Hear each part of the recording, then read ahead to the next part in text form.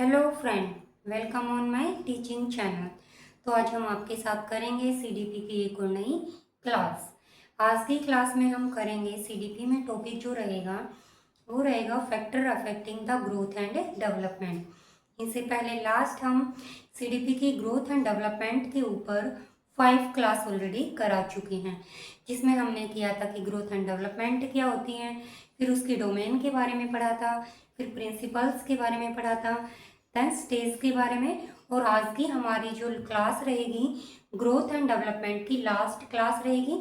इसमें हमारा growth and development का कंप्लीट कॉन्सेप्ट कवर हो जाता है। इसके बाद हम अपना न्यू टॉपिक स्टार्ट करेंगे, हेरिडिटी एंड एनवायरनमेंट। तो आज की क्लास हम स्टार्ट करते हैं।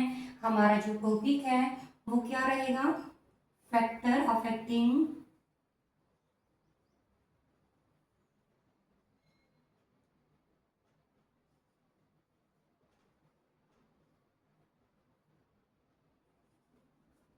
factor affecting the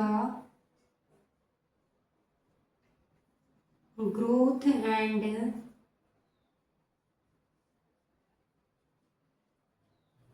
डेवलपमेंट कि ग्रोथ और डेवलपमेंट को क्या क्या फैक्टर अफेक्ट करते हैं। तो मेनली 2 फैक्टर होते हैं जो ग्रोथ एंड डेवलपमेंट को अफेक्ट करते हैं। Mainly 2 factor affect the growth and development.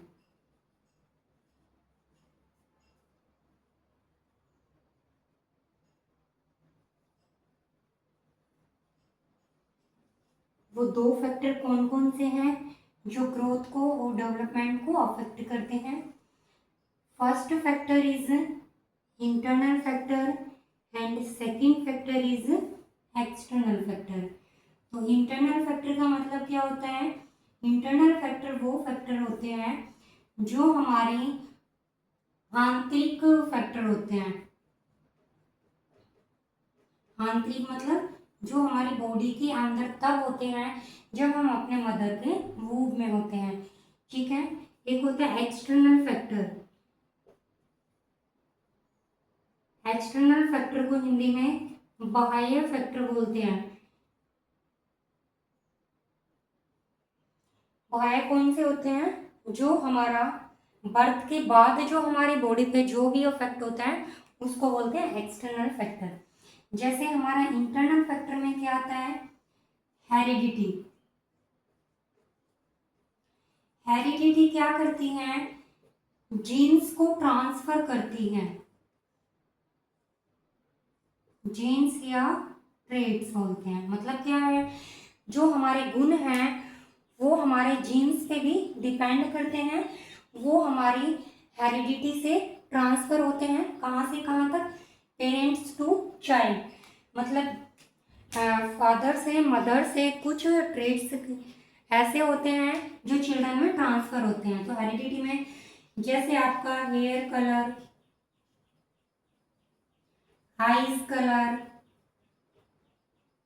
ठीक है, आपकी बॉडी स्ट्रक्चर, तो ये सब किससे अफेक्ट होते हैं, हेरिडिटी के थ्रू।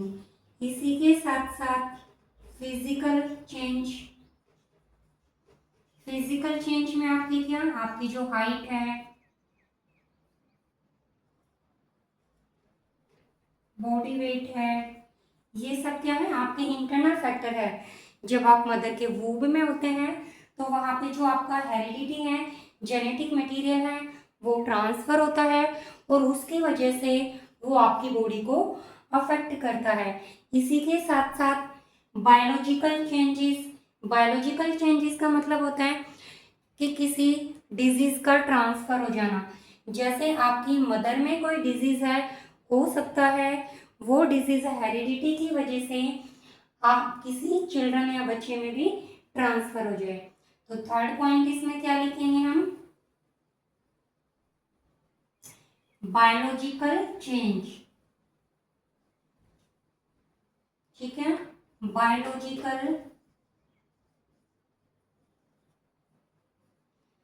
बायोलॉजिकल चेंज में हमारा क्या आएगा, illness, disease transfer,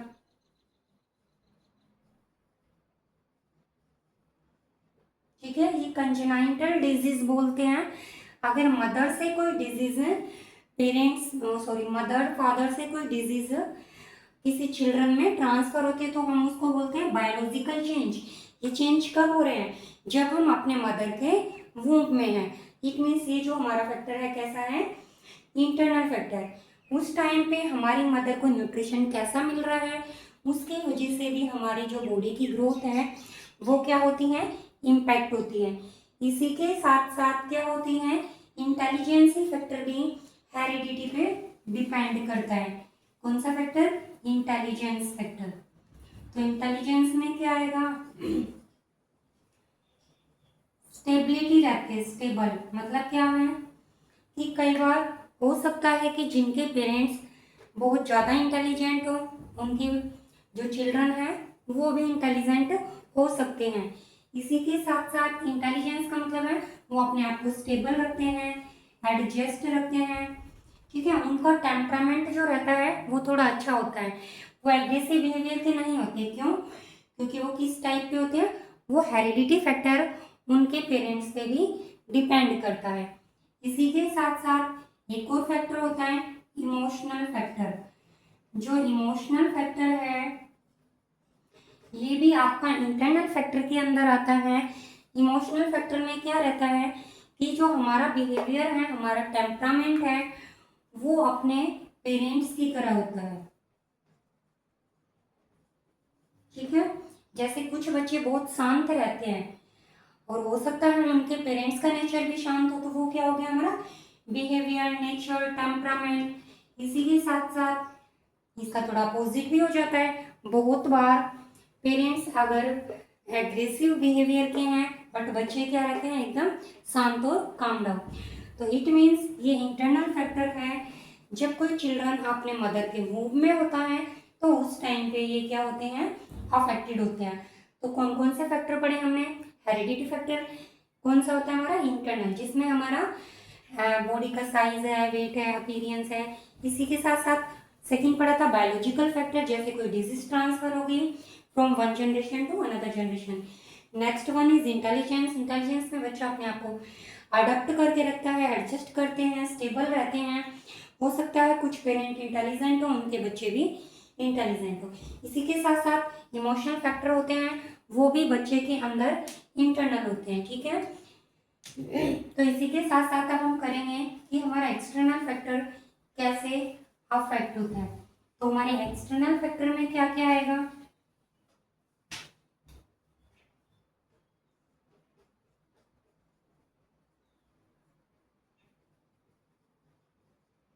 external factor में हमारे नरिशमेंट, एक हमारा एनवायरनमेंट, सोसाइटी, कल्चर, ठीक है। तो फर्स्ट वन देखते हैं हम नरिशमेंट। इसी के साथ साथ फिजिकल एनवायरनमेंट, हमारा फिजिकल भी हो सकता है, फिजिकल एनवायरनमेंट। ये वो फैक्टर हैं जब बच्चे का बर्थ हो जाता है तो उसके बाद उसको कैसा एनवायरनमेंट मिल रहा है, उसके डेवलपमेंट में जो चेंज आता है वो इन सभी फैक्टर की वजह से आता है। ये जो एक्सटर्नल फैक्टर हैं ये बच्चे के ग्रोथ को क्या करते हैं? चेंज करते हैं। इसी के साथ साथ हमारा एक पॉइंट और लिख सकते हो, फैमिली बैकग्राउंड।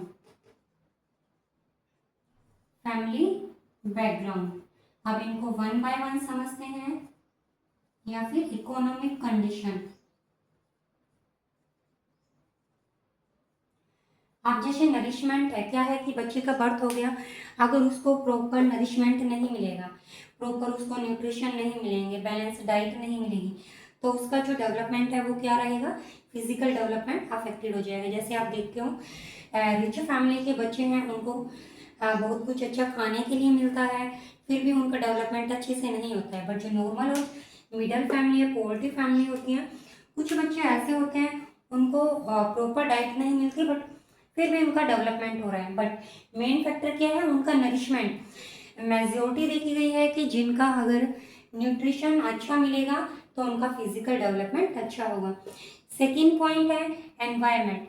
इसी के साथ साथ डिपेंड करता है बच्चे का एनवायरनमेंट, कि बच्चा किस एनवायरनमेंट में सर्वाइव कर रहा है। अगर सपोज करो बच्चे की एंटायर लाइफ में कोई ऐसा इंसिडेंट हुआ है जिससे वो इमोशनल वीक हो गया है और उससे वो बाहर नहीं आ पा रहा है, तो इट मीन्स कहीं ना कहीं उसका कोग्निटिव डेवलपमेंट अफेक्ट होगा, जिसकी वजह से उसके इमोशन डेवलपमेंट पे भी और कहीं ना कहीं फिजिकल डेवलपमेंट को भी वो अफेक्ट करेगा। इसी के साथ साथ कि बच्चा किस सोसाइटी में रह रहा है, उसकी सोसाइटी कैसी है। अगर अच्छी सोसाइटी है, वहाँ पे अच्छे अच्छे लोग रहते हैं, तो उसकी उस सोसाइटी में इंटरेक्शन की वजह से उसका लैंग्वेज डेवलपमेंट अफेक्ट होता है। साथ साथ कल्चर, अब इंडिया है, इंडिया के अंदर डिफरेंट डिफरेंट डिस्ट्रिक्ट है जिनमें सभी का अपना अपना अलग अलग कल्चर फॉलो करते हैं।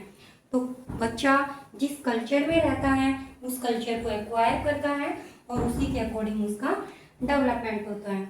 इसी के साथ साथ फिजिकल एनवायरनमेंट, बच्चे को अगर डेवलपमेंट कराना है तो उसको फिजिकल एनवायरनमेंट की बहुत ज़्यादा रिक्वायरमेंट रहती है।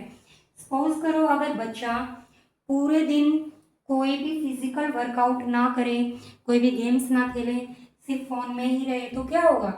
अगर वो फिजिकल वर्कआउट नहीं करेगा तो उसकी बॉडी की स्ट्रेंथ नहीं बढ़ेगी, उसको भूख वगैरह नहीं लगेगी, अच्छे से खाएगा पिएगा नहीं, तो इससे क्या होगा, उसका फिजिकल डेवलपमेंट अफेक्ट होगा। इसी के साथ साथ एक और फैक्टर रहता है family background and economic condition. मतलब क्या है, बच्चे का एक्सटर्नल जो डेवलपमेंट होता है वो उसके फैमिली बैकग्राउंड पे भी बहुत ज़्यादा डिपेंड करता है। अगर उसका फैमिली बैकग्राउंड बहुत ज़्यादा अच्छा नहीं है, हो सकता है कि वो अपनी लाइफ को सरवाइव करने के लिए बहुत जैसे हायर एजुकेशन को वो अफोर्ड ना कर सके, अपने लाइफ में अपने कैरियर को बिल्डअप ना कर सके, उसको लेके उसको टेंशन हो। इसी के साथ साथ उसको अच्छा खाने के लिए ना मिले, घर पे सारी फैसिलिटी प्रोवाइड ना हो। अगर वो पुअर बैकग्राउंड और इकोनॉमिक वीक कंडीशन है, उसको अच्छी सोसाइटी ना मिले रहने के लिए जिससे इंटरेक्शन कर पाए, अच्छे स्कूल में एडमिशन ना हो, जिससे उसका सभी एस्पेक्ट में डेवलपमेंट नहीं हो पाता है। तो आई होप आपको ये दोनों जो अफेक्ट हैं, इंटरनल फैक्टर और एक्सटर्नल फैक्टर, दोनों आपको अच्छे से समझ में आएंगे। जो इंटरनल फैक्टर होता है वो कब कब अफेक्ट करता है, जब चिल्ड्रन मदर के अंदर होता है, मतलब विद इन 9 मंथ, जो 9 महीने का ड्यूरेशन होता है वो हमारा इंटरनल फैक्टर होता है, और एक्सटर्नल फैक्टर आफ्टर बर्थ। इसी के साथ साथ एक छोटी छोटी चीज़ों का कंफ्यूजन रहता है जिसे हम नोट करते हैं, ठीक है। एक रहता है चाइल्ड डेवलपमेंट, एक रहता है, सबसे पहले देखते हैं डेवलपमेंट, उसके बाद रहता है चाइल्ड डेवलपमेंट, एक होता है सोशल डेवलपमेंट,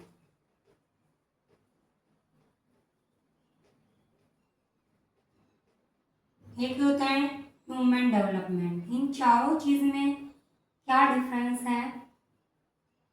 जो हमारा डेवलपमेंट होता है वो कब तक होता है, कंसेप्शन टू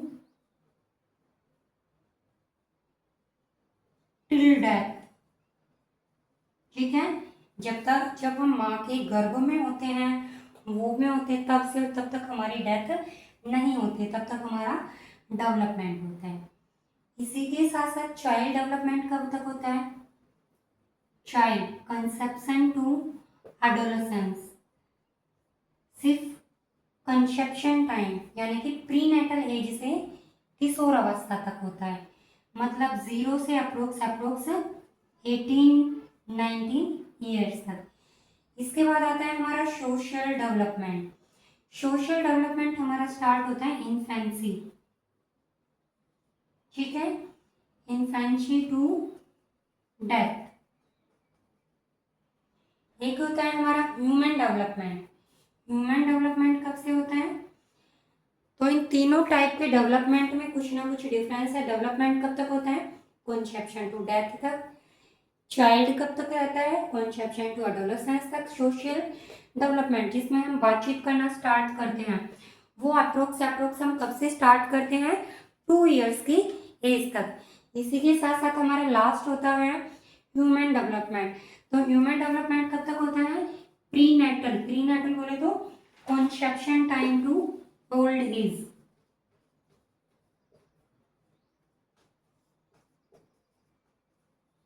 ठीक है, ह्यूमन डेवलपमेंट ओल्ड एज तक ही होता है, उसके बाद उसका डेवलपमेंट कुछ रुक जाता है, वो कंप्लीट डेथ तक नहीं होता है। But social development entire life तक होता है। और जो चाइल्ड डेवलपमेंट होता है वो एडोलेसेंस तक होता है, और डेवलपमेंट जो होता है टिल डेथ तक होता है। इसी के साथ साथ आपको ये सारे टाइप के डेवलपमेंट में कोई कंफ्यूजन नहीं होगा। अब हम एक छोटी सी टर्म और देखते हैं, मैचुरेशन। मैंने पढ़ाया भी था मैचुरेशन क्या होती है। मैचुरेशन का मतलब होता है टू मैच्योर और ग्रो।